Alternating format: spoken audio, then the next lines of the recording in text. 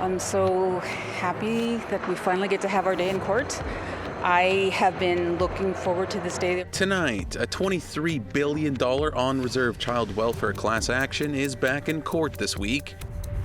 The reality is that he ruined so many lives, and so many of those, there were kids who never got to see his day in court. Plus, the early release of a former social worker is sparking outrage in BC. One of the most effective allies that we have in the fight against climate change is our trees. And the Yukon government is planting 400,000 trees in the territory thanks to a new funding agreement to reduce wildfire risk.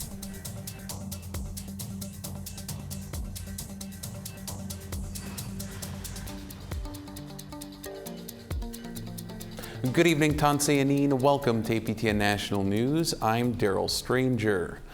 Plaintiffs representing First Nations children and families discriminated against by a woefully underfunded on-reserve child welfare system are back in court this week. They are in federal court in Ottawa to seek approval of a $23 billion compensation agreement. The Assembly of First Nations and the Trudeau government had originally come to a $20 billion deal in early 2022, but it did not meet the terms of an earlier Canadian Human Rights Tribunal ruling that all children and families must be compensated to a minimum of $40,000 each. Carolyn Buffalo's son Noah is one of the children discriminated against. She had this to say in Ottawa before the hearing started Monday. I'm so happy that we finally get to have our day in court. I have been looking forward to this day. There were times when I thought this wasn't going to happen, but we're finally here, and we're all keeping our fingers crossed everything goes well and that the court ratifies the final settlement agreement. To British Columbia now, where the early release of a former social worker sent to prison for stealing money from Indigenous youth in his care is sparking outrage. APTN's Tina House has this story. On July the 25th, 2022, Robert Riley Saunders was sentenced to 5 years in jail for fraud over $5,000. He was also convicted of breach of trust and using a forged degree to get a job as a social worker with the BC Ministry of Children and Families. He was sentenced to 2 years and 1 month for those two convictions, to be served concurrently. Just last week, Robert Riley Saunders' legal team requested full parole. Full parole was denied, but after serving just 14 months out of his original 5-year sentence, Saunders was given day parole for the next 6 months. According to documents obtained by APTN from the Parole Board of Canada, Saunders opened 24 bank accounts over 6.5 years, transferring $460,000 to himself, money that was supposed to go to youth in care for their rent, food, and clothing. Aidan Withers was one of those youth. She was put in foster care when she was 14 years old. The reality is that he ruined so many lives, and so many of those, there were kids who never got to see his day in court because they didn't survive the homelessness and addictions. And, he directly fed into that by re-traumatizing traumatized youth. Withers was just given $30 in cash per week for food. She says others had to make difficult decisions in order to survive. I know that some youth had to resort to, sex work to fill in the gaps of where the funding was lacking. According to the parole board, Saunders will be under a number of release conditions. He must avoid contact with his victims, not enter a position of responsibility, paid or unpaid, for the management of finances or investments for any other individual, charity, business, or institution. And he must reside in a halfway house. Aidan says she's shocked that Saunders is out of jail, even if he is still on parole. It's enraging. I have a friend and who was a victim of him as well, and it's sad to see she doesn't get to have her brother back. Her brother was the one who passed away, And, she'll never get justice for that. And that angers me. And I don't feel like they're taking what he did seriously. And yeah, he can never ever replace the lives that, he ruined.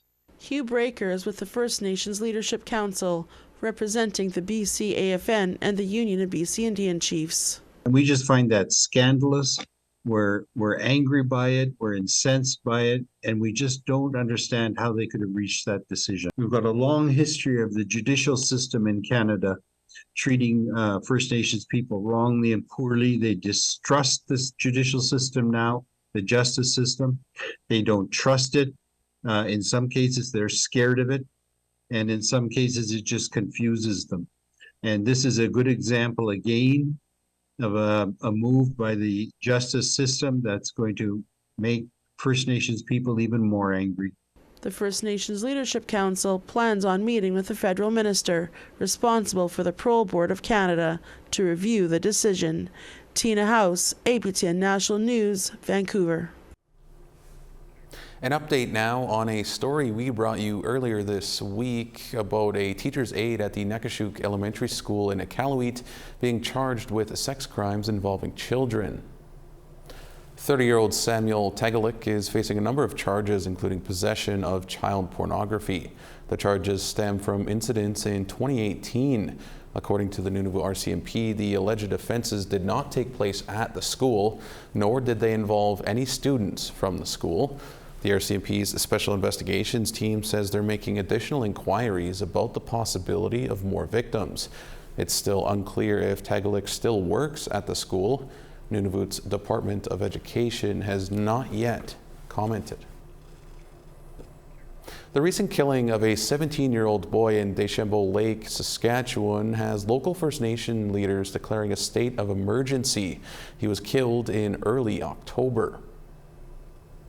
An underage girl who can't be named and an adult male have been charged with second-degree murder in connection with the case. Deschambault Lake is 460 kilometers north of Saskatoon.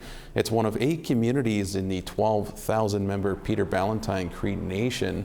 Local states of emergency were also declared in November of last year and January earlier this year because of violence that reportedly has elders sleeping with weapons under their pillows. Karen Bird is chief of the Peter Ballantine Cree Nation. Our top priority above all else is the safety and well-being of our residents. In response to these distressing circumstances, we have taken the necessary steps of declaring a state of emergency. It empowers us to mobilize vital resources, establish emergency operations center, and foster collaboration with partners to address the root causes of this violence. And another update to a story we brought you earlier this year about a First Nation in the Yukon seeking to banish an alleged drug dealer from its community.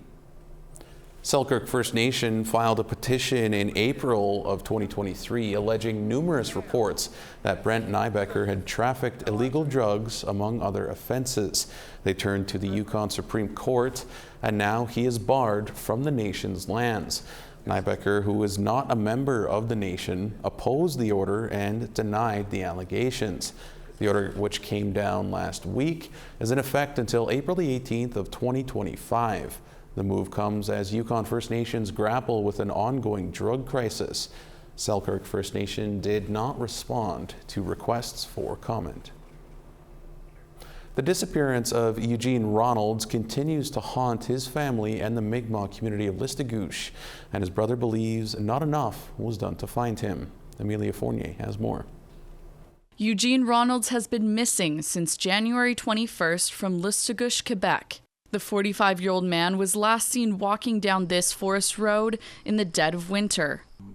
Mike Ronalds, Eugene's brother, was not satisfied with the Listagouche Police Department or LPD's search efforts. I really can't say that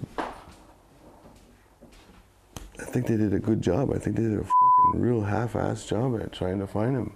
He suspects that's because his brother used drugs and had been charged previously by the LPD. On February 1st, Eugene was reported missing by his then-girlfriend, over a week after he was last seen. Mike says Eugene typically didn't stray too far from home for long. And there's nothing that he could do that I would ever change the way I feel about him. I love his guts.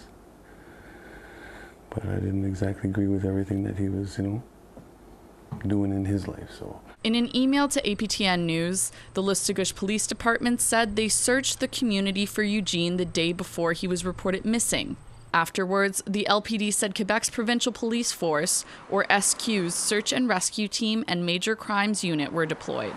The LPD also shared a missing persons post online and says Eugene's missing persons case is still active. But Mike thinks more could have been done. There was no aerial searches, there was no cadaver dogs, there was no, there was just no effort put forth, absolutely none. I felt like I was, I really felt betrayed by my, my police department, I suppose. Mike says the only information he was given by the police was notifying him that his brother had gone missing, with no updates since. Really not much at all, and it really doesn't satisfy the curiosity whatsoever. And I can't live my life like not knowing. The SQ could not provide further information on the case, as it's under the LPD's jurisdiction.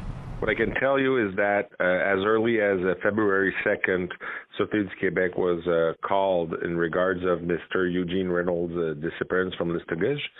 Unfortunately, since this case is still under investigation by the Listugush police, I'll have to ask you to refer you to their service.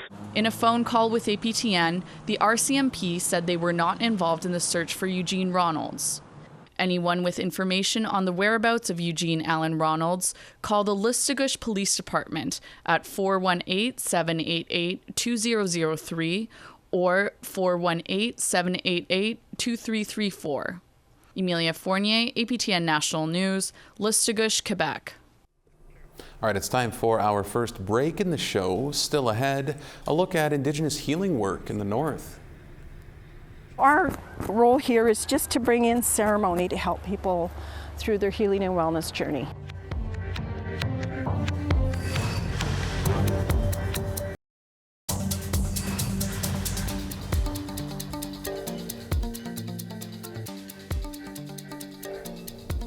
Welcome back to APTN National News. A growing demand for Indigenous healing work in the North is helping decolonize healthcare.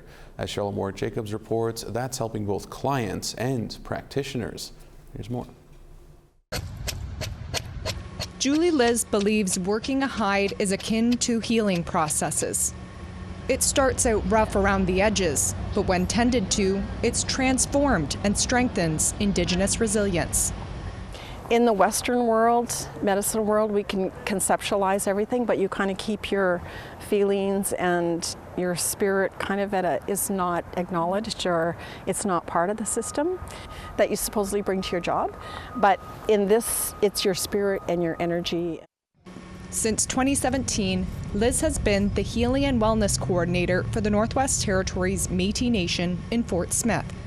She runs Mabel's House, where they hold sweats, ceremonies, teachings, and many drop-in programs. So our role here is just to bring in ceremony to help people through their healing and wellness journey. We do some workshops out at Tabacha, and we do medicine harvesting. So we went out and harvested sage and sweetgrass, all the medicines around here. And some of the elders that came by taught us a lot about the medicines and how to use them, how to prepare them, what they're for. So they would just come and teach us stuff. Whitney Locken appreciates everything offered here, especially tonight's full moon ceremony. We're like a young girl's first moon, and my young daughter, or my stepdaughter, she's not going through that yet, but she's at the age where she's starting to learn and ask questions, and I think that's such a beautiful thing for her to be a part of. Locken says wellness programming is crucial after Fort Smith was evacuated for over a month this summer due to wildfires. But with work, she could only sneak out for a quick visit during her lunch hour. Just the way we function as a society, it's always going to be a barrier. Like, this is a perfect example because the process, it's time consuming, and you can't just take your hide out of the water and go back to work and then like it dries up. Like, you have to just be there, and the hide, you don't always choose when it shows up. Liz knows what Indigenous programming is up against. A former nurse of 30 years, she says it took 9 months to even allow smudging in the health center. If you have a leader that is in their own space about the truth about what happened in Canada, they will keep it that way. If they're in a space where they're like realizing this has really been wrong and we need to correct it and we need to do what we can to, it's like damage control, but also to allow people to heal. So what we do here is we provide that safe space. With their programs highly visible in the community, she hopes policymakers will see and become open to supporting traditional practices for health and wellness. Charlotte Mort-Jacobs, APTN National News, Fort Smith. It's a practice as old as time itself. For thousands of years, First Nations people in the Yukon have trapped animals for food, shelter, clothing, tools, and trade. Now, a new exhibit by the Carcross-Tagish First Nation is exploring this long history of trapping and what that means to their cultural identity today. Our reporter Sarah Connors has this. You find that ankle where it kind of rotates and you follow that joint. And sometimes if you twist or pull like you just did, you find it a little easier. Carcross-Tagish First Nation citizen Nico Helm is skinning this beaver for its meat and hide. Today's demonstration is part of Carcross-Tagish's new exhibit, Our Trapping, Our Way of Life. The multimedia exhibit showcases the long history of trapping in the region. Curator Sandra Story says the exhibit is about more than trapping in furs. It's about the rhythm of nature, following the seasons, living off the land responsibly, efficiently, and creating beautiful things in the form of the tools that are thousands of years old. The exhibit features artifacts, fur fashion, and photographs showcasing its people's connection to animals, fur, and the trapping lifestyle once common in the territory. Many items were borrowed from citizens and community members, like this gopher coat. There's 40 pelts in that gopher robe, and it's so old and fragile, you need like 3 or 4 people to put it together. And it has a spirituality that you just can't deny when you're looking at it. Many items in the collection showcase First Nations people's cultural connection to trapping, like these beaver pelts, stretched and tied in the traditional way so they'll retain their shape. Other items like this metal snare showcase how settlers in the region influenced trapping in the territory. Story says colonization changed the way First Nations people trapped in the territory. They created boundaries, political boundaries, physical boundaries, regulations, and imposed them on what was already a well-working system. While not as commonly practiced as it once was, Helm feels it's important to keep his people's cultural practices alive. For me personally, I've learned this from like aunties and my grandma and elders in the community, so it's something that's being passed down and needs to be revived sort of thing, and just keep on doing it. The exhibition will wrap up just before Christmas with a fur fashion show. Story hopes the exhibit will inspire visitors to think more about a practice important to the territory's original people. We want to have an exhibition that shows people their history, their own history, not what's been put out there since colonization, but so to celebrate their history first and foremost. There you go. Nice. Sarah Connors, APTN National News, Carcross. All right, our final break is upon us. Photo of the day and weather are next.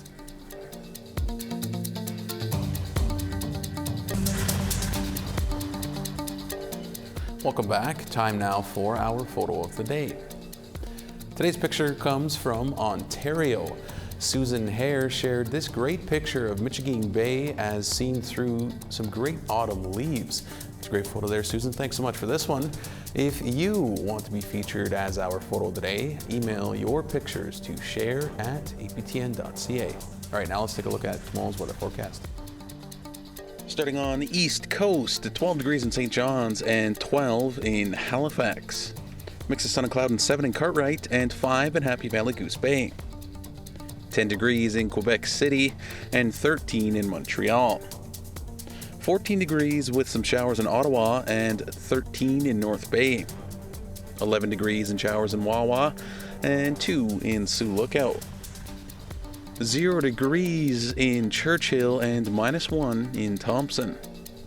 2 degrees in Barons River and 0 in Dauphin. -1 in Regina and -3 in Saskatoon. -5 in Buffalo Narrows and -3 in Stony Rapids.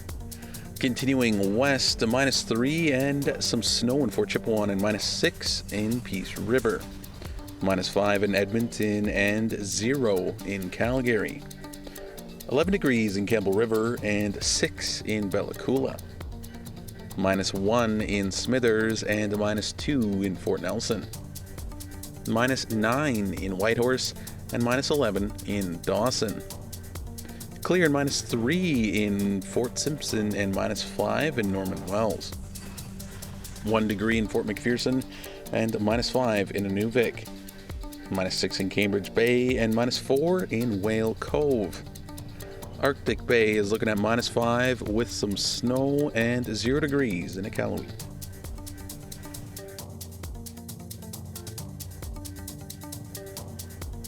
The Yukon government is planting 400,000 trees in the territory thanks to a new funding agreement to reduce wildfire risk. The Government of Canada is throwing in just over $1 million to the initiative. Dubbed the 2 Billion Trees program, it's part of an ongoing investment to protect communities from wildfires. The trees will reforest public lands and add fire-resilient species like aspen to help communities withstand wildfires. This past summer, the Yukon communities of Old Crow and Mayo were evacuated due to wildfires. Brendan Hanley is the Liberal MP for the Yukon. One of the most effective allies that we have in the fight against climate change is our trees. The science is clear. Trees sequester carbon, support cleaner air and more resilient communities, and protect our habitats and biodiversity. Well, all right, that is all we have for you for this Monday edition of APTN National News. As always, more Indigenous news can be found on our website at aptnnews.ca. For all of us here, thank you so much for joining us. Miigwech, Kunaskmatin, and have a great night.